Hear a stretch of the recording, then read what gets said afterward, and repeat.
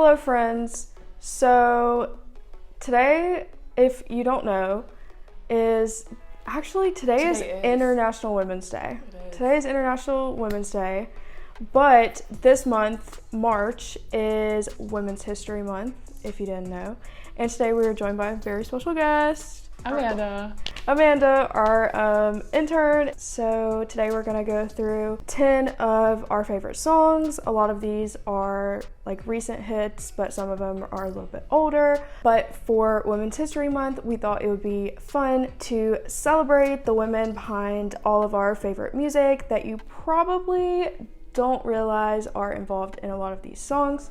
While researching this topic, something interesting that we found was that female artists typically have a lot more female involvement in their music, which we'll get into that later. But also pop and indie as a genre typically have more female involvement versus genres like country or hip hop and rap. So a lot of these are going to be like pop and indie music, and a lot of these are your favorite artists, our favorite artists, people that we stan. So we're going to talk about songwriters, music video directors, creative directors, choreographies, and a lot more women that are in these sort of behind the scenes positions. So without further ado, let's get into the women behind the hits.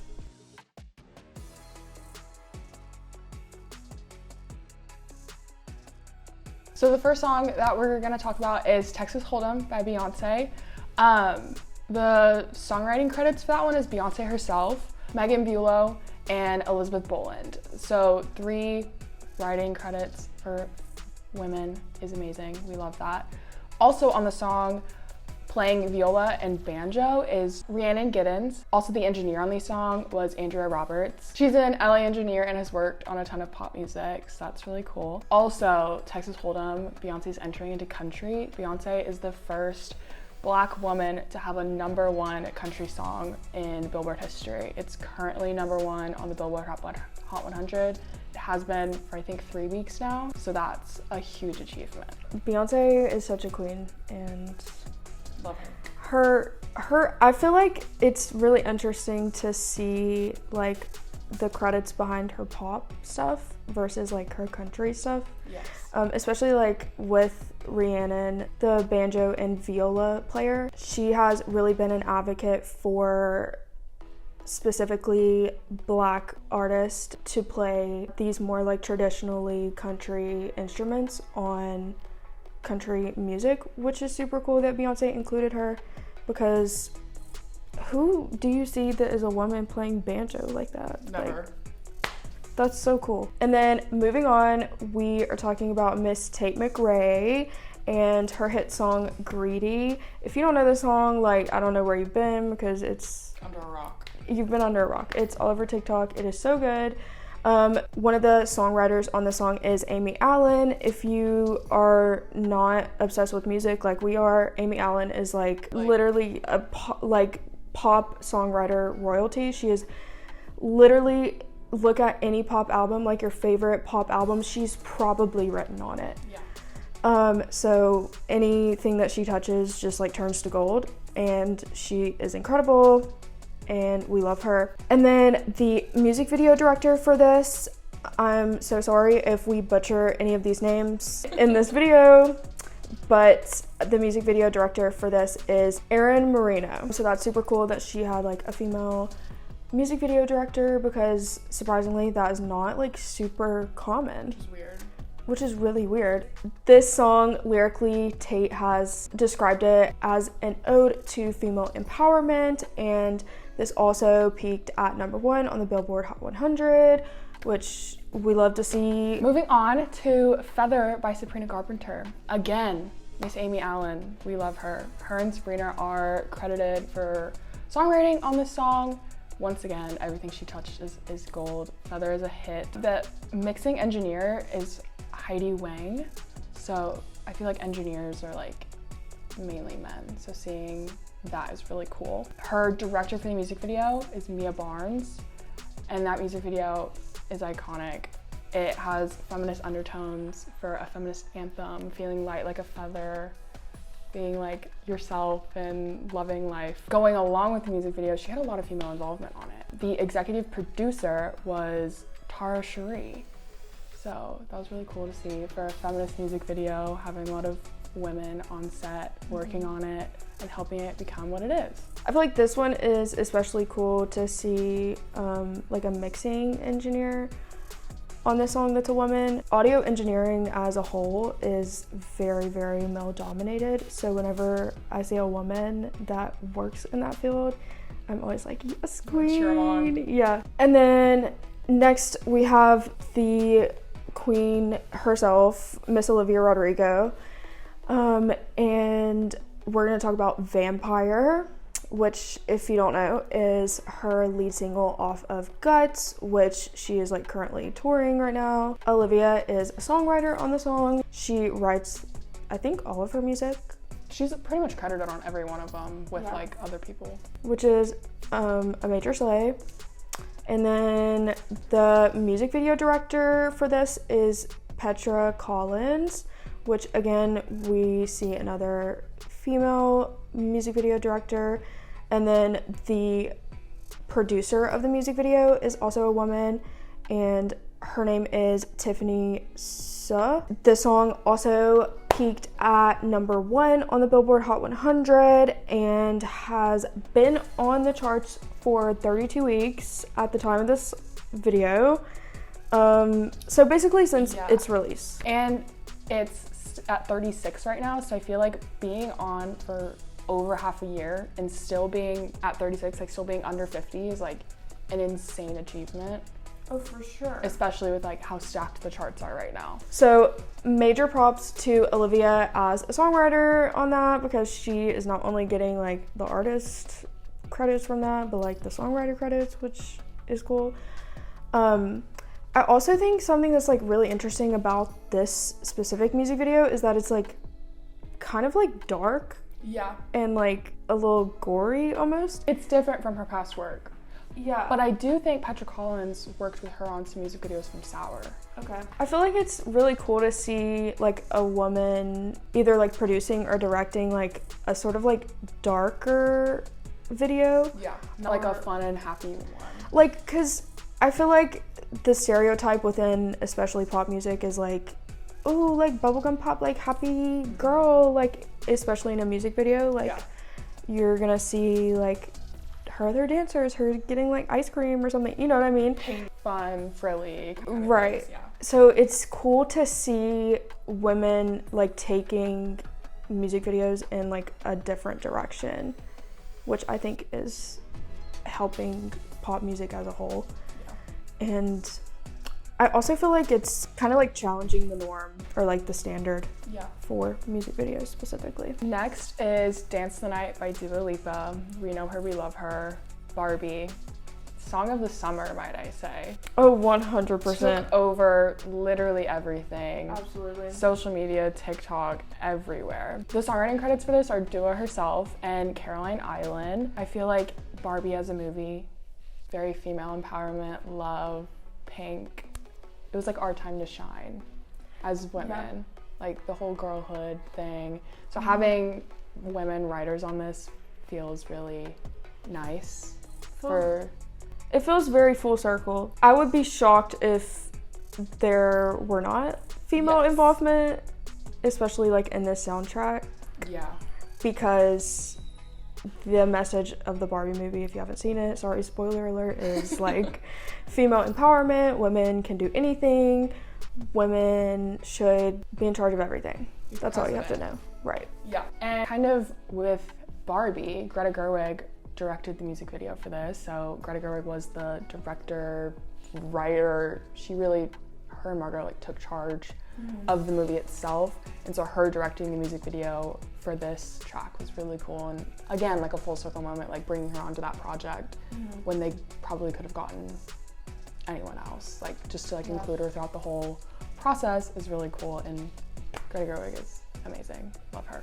Okay, so the next one is I Got You by Twice, which is off of their most recent album that just came out. You should listen if you're into K-pop. Twice is a all-female K-pop group, which is super cool because I feel like historically in K-pop it's been like the all-male groups that have been very male-dominated. Yeah, and those are the ones that have gotten like the most popularity. They're the ones that have like blossomed in America more. Yeah, so it's cool to see Twice and like Blackpink and like all these other girl groups finally breaking into like Western pop music. And on this song, I Got You specifically, the songwriter that is credited is Lexi Saul, and then also the music video director for this song is a woman named Gaza, which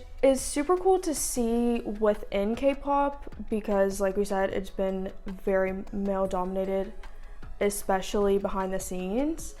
So for this all-female group to have even like 2 female credits on this song is like phenomenal. I do feel like it's like maybe cultural differences, but still to see women behind the scenes of the group as well as like the face of the group is really cool, especially for K-pop music. What is really cool about this is that the song itself is like an ode to female friendship, which is really cute, and it's like basically like you got me, I got you kind of thing, which is like, we always love like a little cutie like girlhood moment. Yeah. If you don't know who Twice is, like you should, because they're incredible. Their choreography, their vocals, like everything. Their outfits. Oh my god, their outfits are amazing. I need to get in contact with their stylist. Next is Not My Fault with Megan Thee Stallion by Renee Rapp from the Mean Girls soundtrack. We love. On that song, both Megan and Renee are credited as songwriters, which we love to see. The music video for this was directed by Mia Barnes. We mentioned her earlier, talking about Sabrina Carpenter and Feather. The song really embraces female sexuality and self-empowerment. It's really like, it's not my fault you're in love with me. One of the lines that like really showed through social media, like it's always in the clip, is can a gay girl get an amen?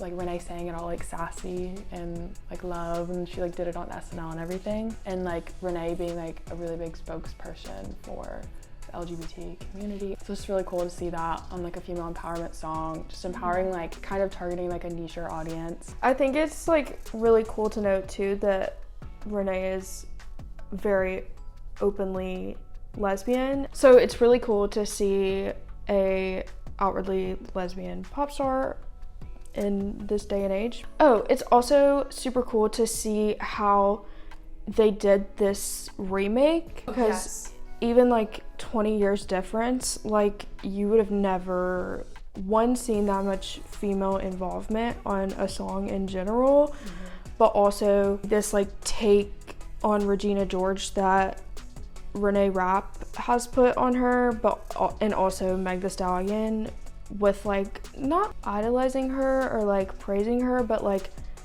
just kind of embracing like empowerment that comes along with the character, you know what I mean? And kind of saying like, well, it's not my fault that I'm like beautiful. Okay, next, we have only been doing female artists, but we did feel like we had to throw like a couple male artists in there, because like while it is mostly females that have like female involvement behind the scenes, like I gotta give props where they're due. Also, the next artist, Amanda and I are really biased towards, because we are 2 of the biggest Harrys on earth.